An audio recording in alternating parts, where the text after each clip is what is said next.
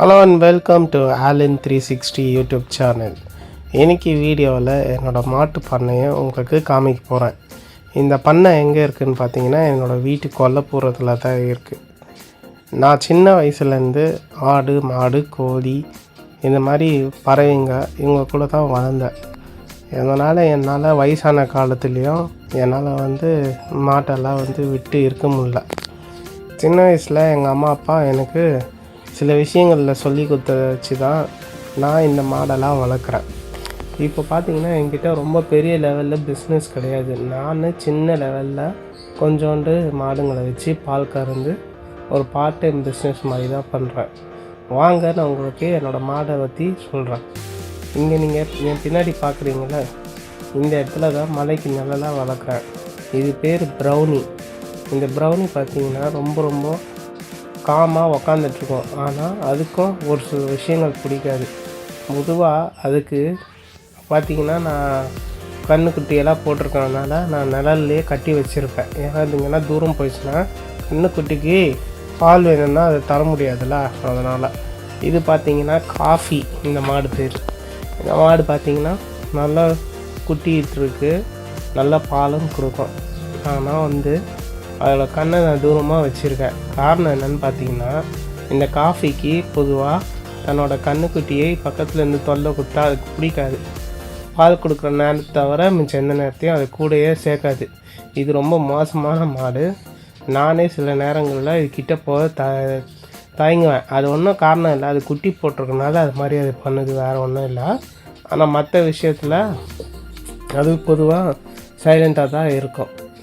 பார்த்திங்களா இந்த கன்றுக்குட்டி ஹலோ. அதே மாதிரி பார்த்திங்கன்னா இதுக்கு தலையில் கை வச்சா பிடிக்காது. ரொம்ப இந்த மாடு இது. அது தலையில் கை வச்சா பிடிக்காது, உக்காரும்போது தொடக்கூடாது. என்கிட்ட இருக்கிறதுல சரியான தொட்டாசி மாடு இது பாருங்கள். ஆனால் தான் நான் சாப்பாடு கொடுக்கணும், பால் கறக்கணும்னா என்னெல்லாம் ஒன்றும் செய்யாது. இப்போ வெயிலுன்றனால எல்லாம் கடுப்பாக உட்காந்துட்ருக்காங்க. இன்றைக்கி கொஞ்சம் நான் தண்ணி காமிக்க டைம் ஆகிடுச்சி, அதனால தான். ஆனால் இது ரொம்ப நல்ல மாடு, நல்லா பால் கறக்கும். அதனால தான் இந்த மாடு எனக்கு ரொம்ப பிடிக்கும் நம்ம பண்ணையில். அப்புறம் பார்த்திங்கன்னா இந்த மாட்டுக்கு ஒரு கன்றுக்குட்டியும் இருக்குது. அது இப்போ மேய்ச்சலுக்கு போயிருக்கு. வரும்போது நான் உங்களுக்கு காமிக்கிறேன். அந்த கன்றுக்குட்டி எவ்வளோ பெருசு வளர்ந்துருக்குன்னு மட்டும் நீங்கள் பாருங்கள். அதுக்கப்புறம் இந்த வெயில் காலத்தில் நான் பொதுவாக காய்கறி கடைக்கு போய் வேஸ்ட்டு காய்கறிங்கள்லாம் எடுத்து கொடுப்பேன், நல்லா சாப்பிட. மற்றபடி இன்னும் வெயில் ரொம்ப அதிகமாக இருந்தால் நான் வெளியில் வரமாட்டேன், எனக்கும் வயசாகுதில்ல, அதனால். இதை பாருங்கள், இந்த கன்றுக்குட்டி இங்கே தான் சுற்றிட்டுருக்கோம். அந்த மாடு பார்த்திங்கன்னா அது நான் மதுரையிலேருந்து வாங்கிட்டு வந்த மாடு இது. இது நாட்டு மாடுங்க.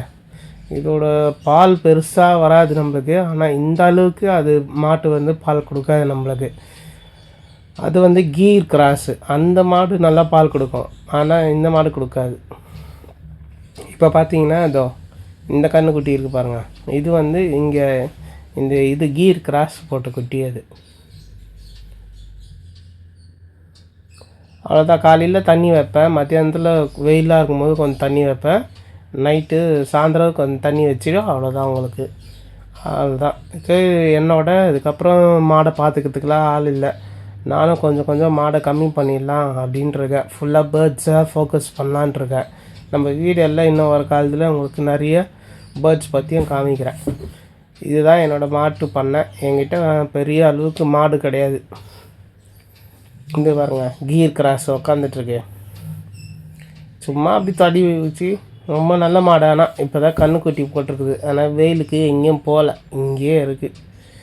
உங்களுக்கு பால்லாம் தேவைப்பட்டதுன்னா நீங்கள் இந்த சரௌண்டிங் ஏரியாவில் இருந்தீங்கன்னா நீங்கள் எங்கிட்ட பாலை வாங்கிக்கலாம். 1 லிட்டர் 70 ரூபாயிலேருந்து 80 ரூபா வரையும் தரேன். நாட்டு மாடு மட்டும் 1 லிட்டர் 100 ரூபா வரும் பால். அது பாருங்கள், அதை கன்று நான் சொன்னல, இதோட கன்று காமிக்கிறேன்னு. அதை பாருங்கள், அது கூப்பிட்டா வரும். அது பேர் புல்புல். இங்கே வா, சீக்கிரம் வா. என்ன எங்கே போய் சுற்றிட்டுருக்க நீ? காலையிலேருந்து ஆளை காணோம். அவங்க ஃப்ரெண்டு கட்டப்பா கூட விளையாடிட்டு வருவார் போலாகுது. ஏன்னா கட்டப்பா பெரிய தலைவலி பிடிச்ச மாடு. அது என் ஃப்ரெண்டோட மாடு.